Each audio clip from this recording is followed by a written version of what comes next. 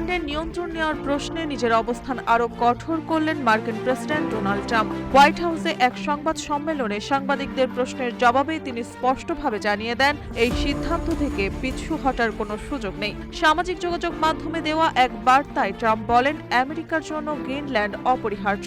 তার এই বক্তব্য আন্তর্জাতিক অঙ্গনে নতুন করে উদ্বেগ ও উত্তেজনা সৃষ্টি করেছে।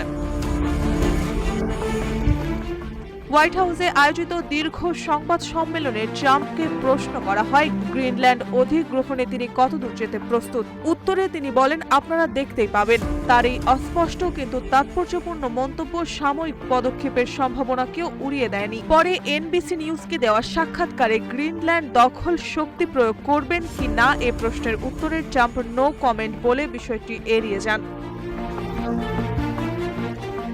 কিউব হোল্ডিংসের গল্পে সেই রেখাটি আঁকা হয়েছিল আজ থেকে 1 যুগ আগে। নকশাই আমাদের ভাষা। Cube holdings limited.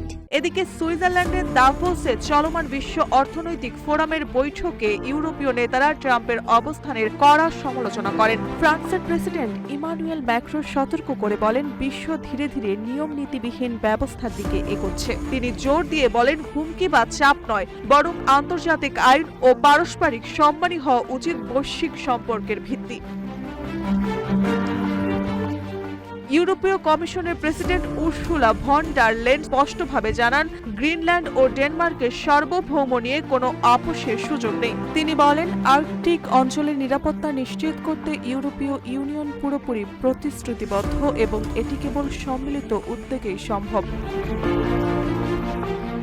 অন্যদিকে কানাডার প্রধানমন্ত্রী মার্কো কার্নি বলেন, ন্যাটোর 5 নম্বর অনুচ্ছেদের প্রতি কানাডার প্রতিশ্রুতি অটুট। তিনি জানান, গ্রিনল্যান্ডের ভবিষ্যৎ নির্ধারণের পূর্ণ অধিকার সেখানকার জনগণেরই। গ্রিনল্যান্ডের শিল্প ও প্রাকৃতিক সম্পদ মন্ত্রী নাজা নাথালিয়েনসেন বিবিসিকে দেওয়া সাক্ষাৎকারে বলেন, ট্রাম্পের বক্তব্য গ্রিনল্যান্ডের জনগণ হতভম্ব। তিনি স্পষ্ট করে বলেন, আমরা আমেরিকান হতে চাই না।